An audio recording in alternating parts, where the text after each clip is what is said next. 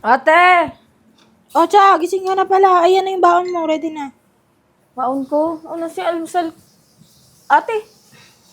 Asan baon ko? Ito kanin. Ito yung ulam mo. Ito ulam ko, te.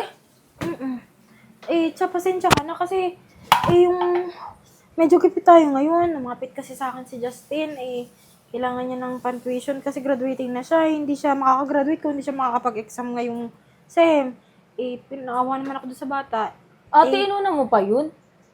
Tingnan mo, di sana pinabaunan mo na ako ng bawang sibuyas para doon na lang magigisa sa school. Habang naglalakad ako ng practice ng graduation namin, nagigisa ako sa gitna. Siya naman, para namang hindi tayo lumaking sanay sa ganyan. Di ba nung buhay pa si nanay at tatay, ganyan naman yung binabaon natin sa school. Di ba? Yan laging paborito nga natin yan dati Ba't ngayon nagrereklamo ka na? Wala nga ako ngayon. Magbabayad pa ako ng kuryente. Okay naman yan. Sarap nga yan corned beef nga yan Ate, Dati nga sardinas ang kinakain natin, di ba? ayun na nga, te. Sa'yo na nang galing. Sardinas ang lagi nating inuulam, mga dilata. Hanggang ngayon ba naman? Syempre, nakakahiya sa mga kaklase ko, te. Uy, Cha. Oh, tapos, yung mga baon nila, sandwich, may kasama pang iced coffee. Tapos ako, dilata. Hindi nakakahiya naman sa mga kaklase ko niyan. Cha, ang aga-aga ganyan agad ang bungad mo sa ate mo. Kuya, sinasabi ko lang naman yung totoo. Bakit? Di mo ba nakikita yung kinikilos ng ate mo dito? Ha? Tatatlong oras na nga lang natutulog yung asawa ko Tapos ganyan ka pa magsalita. Gusto mo yun, yung niluluto ko tuyo. Ikaw nga, corned beef Kami tuyo mag-asawa. Naawa din naman ako sa pinsan natin. Ito naman, minsan lang ako tumulong dun Sige, kung gusto mo, love na sa may wallet ko. Isang daan dun. Love, paano ka? Okay lang, gagawin ko na lang mamaya yung pamasahe ko ng paraan. Sige, kunin mo Ito isang naman? daan ko sa wallet. Ate, dito na lang to. Hindi na lang ako kakain. Yaan mo na yan dyan. Magkakanin na lang ako. Ko naman. Ano namang ulamin mo? Manghihingi na ako sa klase ko. Total naman, nakakahiya yung ganyan. Dadalhin ko doon. Sige na, ito na. Baunin mo. Salamat. Ito. Meron ako ditong sobrang 50. Sa'yo na lang to. Para mabili kang ulam. Alis na ako, te. Malilate na ako.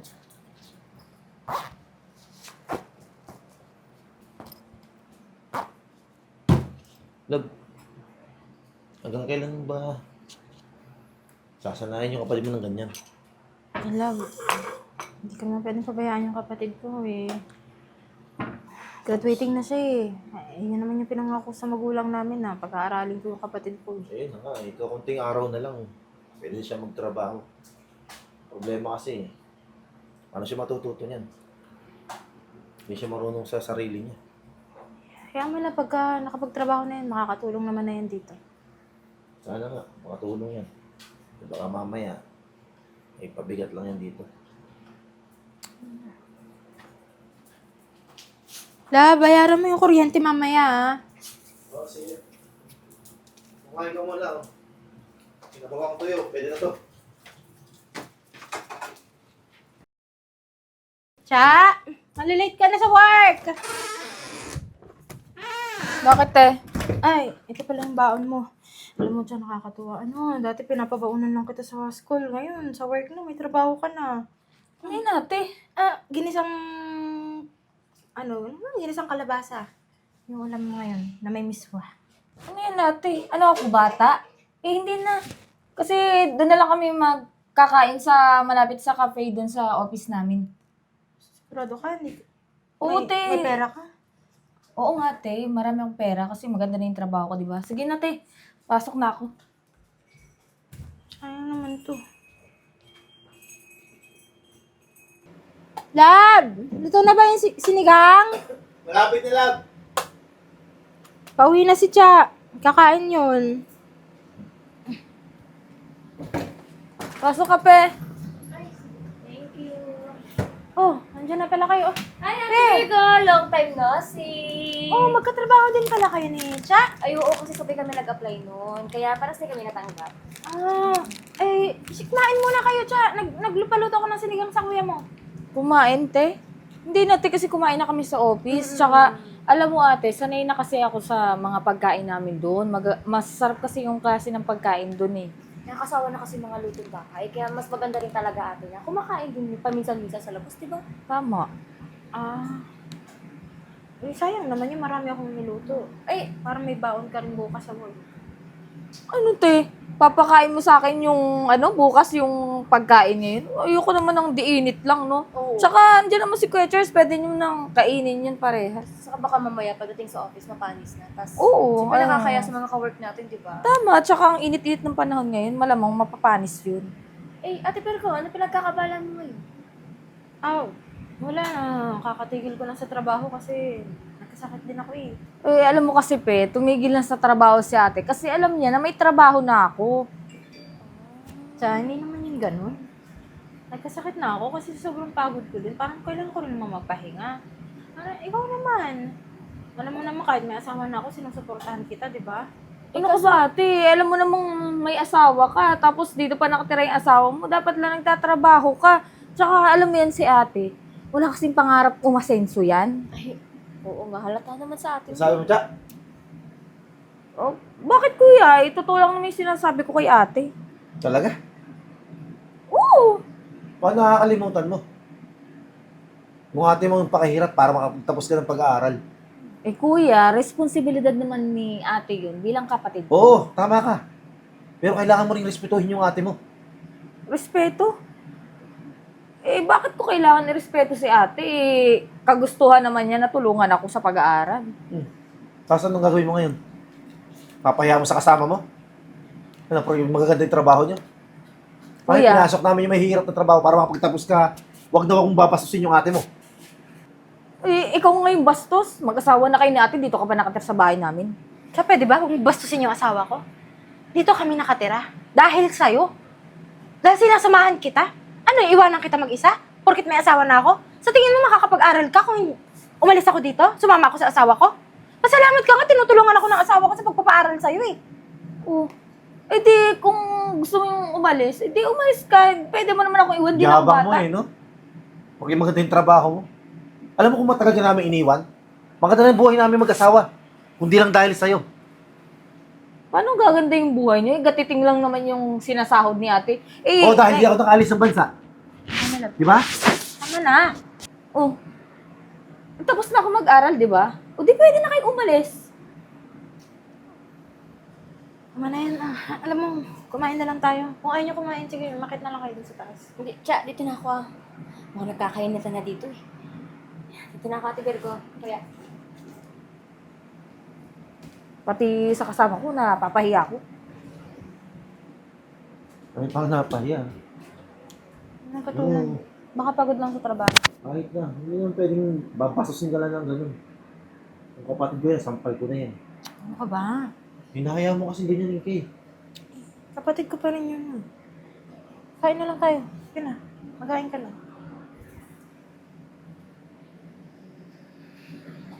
Kuya, pakibilisan dyan ha. Yung mga lumang dyan, gamit dyan, pakitanggal na. Tapos pasunod mamaya ng ibang gamit dito sa taas. Oo kuya, palitan mo na yung sopa dyan. Tsaka ano yan? Nagpapahakot ako ng mga gamit, yung mga luma, papalitan ko na ng bago. Ano? Oo, pati yung kwarto dyan, yung mga gamit dyan. At bakit? Mga gamit namin to ah.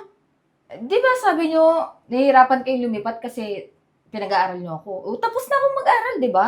O di, pwede na kayong lumipat. Baka nahihirapan kayo, eh, meron na akong mga tao sa baba. Papahakot ko na lang yung gamit nyo. Teka lang, ba't ka nagdidesisyon nang hindi rin sasabi sa akin?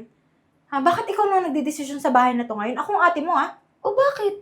Ako naman na nagbabayad ng mga bills dito, tsaka lahat. At tsaka hindi ka pa magiging masaya. Pinapaayos ko tong bahay, tapos pinapalitan ko yung mga lumang gamit. Pinapaayos mo, pero pinapaalis mo ako? Pinapalayas mo kami? Ay, oo! ate Virgo, walang galang na ha. Eh, tama naman yung kaibigan ko. Eh, total, may asawa ka naman na. Eh, dapat nakabukod na kayo, di ba? Dapat hindi na kayo dito nakatira. Ay, saan ibig sabihin? Sa'yo mapupunta tong bahay ng mga magulang natin? Ate, eh di ba ate may asawa ka na? Dapat umalis ka na at pumunta ka na doon sa poder ng asawa mo. Bakit nandito ka pa? Alam mo siya, wala kang utang na loob. Matapos kitang pag-aralin, ganyan gagawin mo sa akin? Nagkapera ka lang? Kakalimutan mo na lahat? Na Na magkapatid tayo? Oo. Bakit wala ka naman na itutulong sa akin eh? Ano walang itulong? Makakapagtapos ka ba kung hindi dahil sa akin? Ha? Sabi mag-asawa? Ate, obligasyon mo yun bilang ate ko. Ngayon, meron akong sariling trabaho, meron akong sariling pera. Ako na magdidesisyon para sa buhay ko. Oo, kasi ate, di ba unfair naman kung pati sahod din siya, eh, kailangan kasama kayo dun. Tama. Bakit ka ba nakikialam, ha? Natural, kaibigan niya ako eh. Oh. Eh, bakit ka ba nagagalit sa kaibigan ko? Eh, totoo naman yung sinasabi niya. Eh, may asawa ka na't lahat. Dapat nabukod na kayo na sa inyo. Oo, hindi yung kailangan gastos pa ni Cha lahat, pati pagkain niyo, pati pagtira Huwag kang nagsasalita, hindi kita kinakausap. Ha? Labas ka dito, usapang pamilya to. Tsaka pwede ba, Cha? Umasta ka naman ng pamilya o hindi parang ibang tao na ako sa'yo dahil nagkapera ka? Kinakalimutan mo na lahat ng tulong ko sa'yo? Ano ate? Magsusumbatan tayo? Aba, ay gusto ko din naman mapayapa yung buhay ko. Hindi na natin kailangan mag-away pa dito araw-araw. Mas mabuti na lumipat na lang kayong dalawang mag-asawa. Ano, aasa kayo lagi sa akin? Dahil ako yung may trabaho at wala ka ng trabaho? Yung asawa mo may trabaho nga pero magkano lang kinikita? Eh, hindi nga man lang makabayad ng bills dito. Ay, alam ko na, Cha, kung ba't ayaw umalis ng ate mo. Ba't parang masama yung loob niya. Kasi syempre, wala siyang trabaho. Wala siyang ibang maaasahan, di ba? Alam ko naman yun. Alam mo, girl, chill ka lang. Kasi dyan sa kwarto na yan, dyan ako lilipat na magkwarto. Kasi malawak yun. Ay. Dito kasi maliit lang eh. Kuya, pakibilisan dyan ha. Kasi meron pang hakutin dito sa taas. Ay. Mabuti pa, pe. Baba na muna tayo kasi Masyadong masyadong mainit.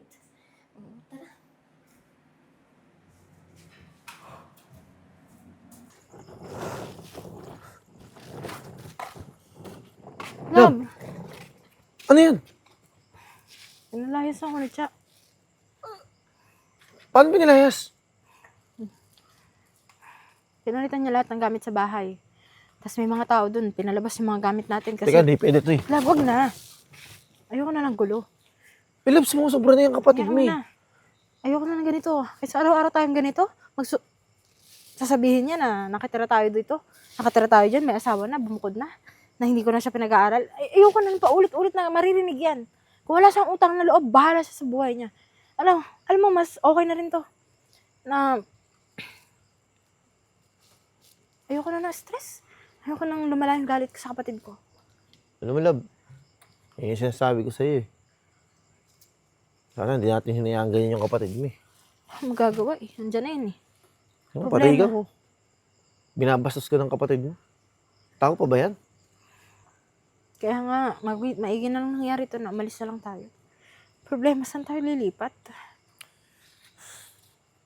Sumustalyer muna tayo. Oo, Ate Virgo, Kuya Charles, pasang kayo? Gabi-gabi na, ba't may dala kang mga gamit? Gabing-gabi na, ba't nasa labas ka pa? Pinapabili ako ni Mami doon sa tindahan. Pinalis na ako ng kapatid ko eh. Gusto niya na, sa kanya na lang yung bahay. Sa Ate Cha, grabe talaga yun sa Ate Cha. Nagkatrabaho lang, kala mo kung sino nan, taasan ng tingin sa sarili. Kaya nga eh. Di ba may paupahan kayo? May bakante ba kayo? Ay, oo ate, meron doon si Mami. Kakausapin ko na lang si Mami. Teka lang. Love, Jailing kasi wala pa akong pera mo sasahurin eh. Wala kaming Eh, pantiposit eh. wala pong problema doon kasi lagi niyo naman po ako binibigyan ng mga pagkain, pang ulam. Ako na po bahala kumausap kay Mami. Sigurado kayo, papayag kaya yun? Wala akong pang down eh. Okay lang naman po yun kay Mami kasi kilala naman po kayo ni Mami kasi lagi niyo po ako binibigyan ng pang-ulam kaya nagkwento ko po kayo. Talaga? Jailing, salamat ha. Salamat ha. Saan ba yung paupahan mo na Ay, sa bakante? muna, intay niyo na lang po ako dito. Tapos pagbalik ko po, pagtas ko po bumili, ipunta na lang po tayo dun sa amin. Sige, hintayin ka namin dito ha. Sige po, mabilis lang po ako. Salamat. Salamat, Jailing ha. Hindi naman ang hulog ng langit oh. Baka rin kasi. Marami ka rin kasing natutulungan tao. Pasensya ka na, love ha. Maliit lang kinikita ko eh. Yun lang yung love, kaya natin to. Kung walang ko lang sana, dati pa umalis na ako. Ayoko rin naman malayo ka, ano ka ba? Malas mo. Ano?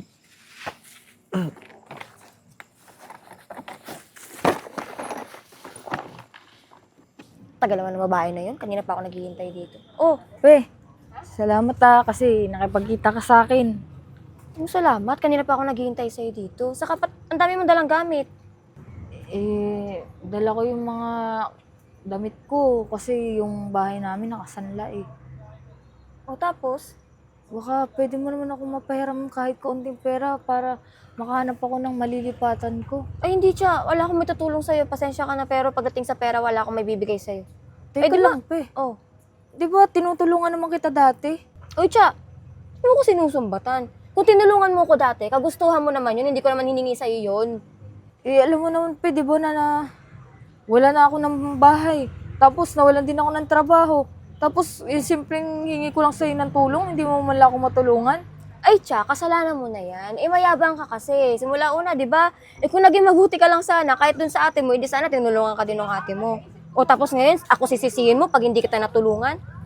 O, parang ako pa yung masama. Pasalamat ka nga, dinamayan pa kita, nakipagkita pa ako sa'yo dito eh. Kung gusto mo, pumunta ka dun sa ate mo, siya ang kausapin mo, doon ka humingi ng tulog. Kasi sa akin, wala ka talaga mapapalat, wala akong mapapahiram sa'yo. Alam mo, pe, sana na lang pala, no, hindi na lang kita naging kaibigan, hindi na rin din kita tinulungan noon. Uy, Cha, ngayon lang Ang sama kita ng ugali mo. Ngayong kailangan ko ng karamay, tapos ganyan yung mga sasabihin mo sa Ay, akin. Cha, coming from you naman. Masama din naman yung ugali mo, kaya ka nga kinarma, kaya nga nawala lahat sa'yo, di ba? O, ano ba Bakit? yung pinagmamalaki Nakinabang ka na mo? ba na? Nakinabang ka naman na. Alam mo, wala namang mapupuntahan tong usapan natin eh. Mabuti pa, aalis na ako. Balang araw, lulubog ka din dahil sa sama ng ugali mo. Sino kaya lumubog sa atin ngayon, di ba ikaw? Yabang mo magsalita, ah. Kala mo. Love, ito na lang yung pera natin eh. Kakayanin ba natin bayaran tong paupahan na to? Yun nga eh. Paano pa yung panggastos natin araw-araw? Hindi ko. Gagawin pa. Love, malay mo naman, makahiram ako. Ipagpatuloy natin yung gusto mong business. Paano kung hindi mag-work yan? Love, titiwala ako sa'yo. Ngayon, may bayarin na tayong upa-upahan. Dapat wala naman. Buti na nga lang, andyan si Jalen. Makatulong sa atin. Baka naman mapapakiusapan natin yung mama niya. Mabait naman yun eh.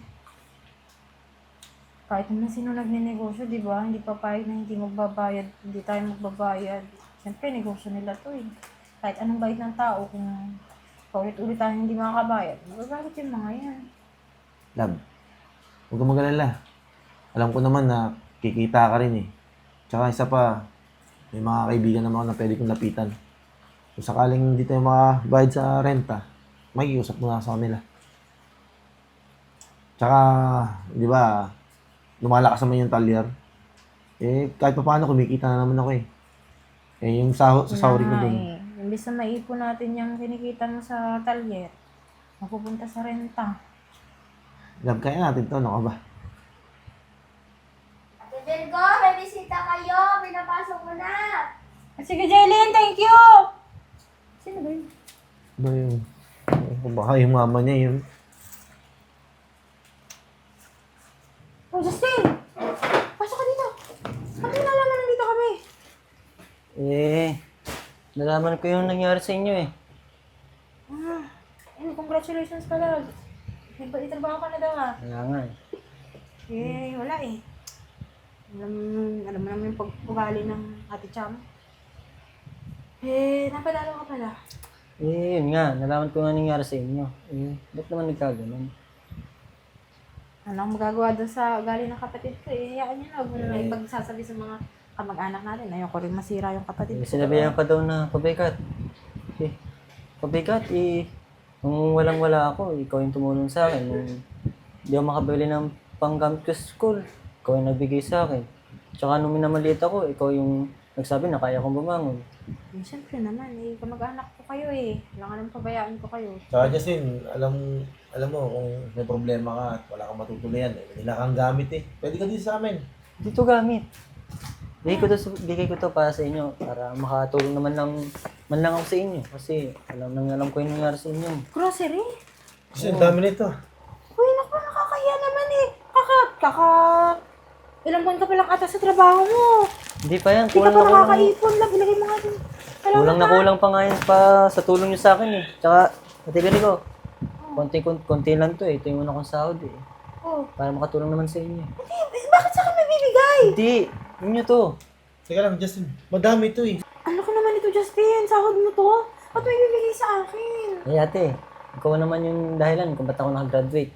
Tsaka nangako ako na unang sahod ko, sa inyo ko talaga ibibigay. Ako, Justin. Matutusin malaking tulong sa amin to. Kaya lang, paano ka? Baka mawalan ka. Hindi ate, kaya ko sarili ko. Meron pa naman ako extra eh. Tsaka kulang na kulang pa yan para bawi pa rin ako sa inyo pag kaya ko pa. Tina, okay na yun. Alam mo, yung ano pa lang, yung hindi ka nakalimot. Malaking bagay na yun. Sobrang natutuhan na ako dun eh. Alam Paano mo, ba makakalimot eh? Nung walang-wala ako, kayo naman yung tumulong sa akin. Alam mo, Justin, buti ka pa, no? Kung ganyan lang sana yung kapatid mo, di sana, hindi ka mo problema. O, so, paano? alam mo lang, hindi naman ako humingi ng kapalit eh. At least, di ba? May mga tao talagang, alam mo yun, hindi nakakalimot. Katulad niyan. Yung gusto mong itayong business, pwede natin simulan. Dahil kay Justin. Oo nga. O Huwag ka siya. mag-alala, Justin, pagka kumita yung negosyo na itatayo namin, ibabalik ko to sa'yo. Huwag na. Laki ng tulong mo sa akin para bayado mo pa yung bigay ko sa'yo. Salamat talaga dito, Justin, na maumpisahan ko na yung gusto kong negosyo para hindi rin ako nakaasa sa asawa ko Ano lang. naman ate, umpisan nyo na para mga tangat naman kayo para makabawi man lang kayo. Ako, Justin, sigurado naman ako sa sipag ng ate mo at gusto niya yung gagawin niya. Kikita't kikita yun. Si Lord na bahala siya ate, kaya mo yun. Malaking tulong to, salamat talaga. Love, may tao. Sino yan? Pasok! Love.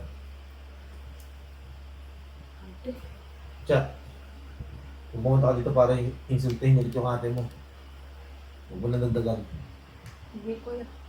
Nandito ako para humingi ng tawad kay ate. Ate, hindi ko alam kung paano ako magsisimula. Kasi nawalan ako ng trabaho. Nawalan ako ng kaibigan. Pati yung bahay natin, wala na din. Akala ko kasi nung may pera ako, wala akong kailangan na kahit sino kasi akala ko ako yung pinakamagaling. Pero ngayon, walang-wala na ako. Ano sinabi mo? Yung bahay natin? Ang ginawa mo? Ate, ano kasi, ang dami kong utang. Kakayabang ko ng mga gamit. Hanggang sa nabaon ako eh. Pati yung bahay. Kinuha na nila. Hindi mo ba alam kung gaano pinalaga ng ate mo yan? Alam ko naman yan, kuya eh. Kaya nga humingi ako ng tawad kay ate. Kasi hindi ko na pahalagaan yung mga taong naniniwala sa akin. Yung taong nagpahalaga sa akin. Alam mo ate Cha, hindi kasi pera ang dahilan kung bakit dapat ka mahalin ng tao. Alam ko naman yung Justin eh. Kaya nga humingi ako ng tawad kay ate kasi alam kong mali yung mga ginawa ko.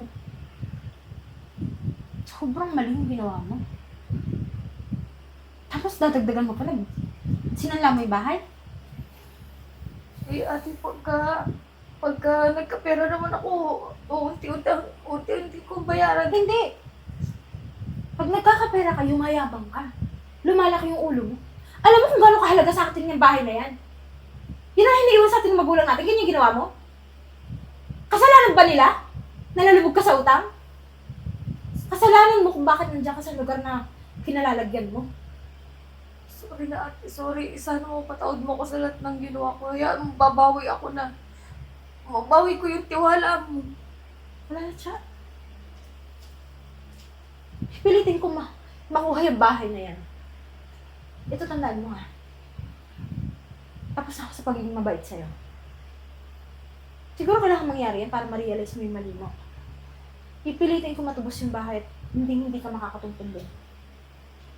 Okay lang ate. Alam ko namang mali ko yun eh. Pero sana mapatawad mo.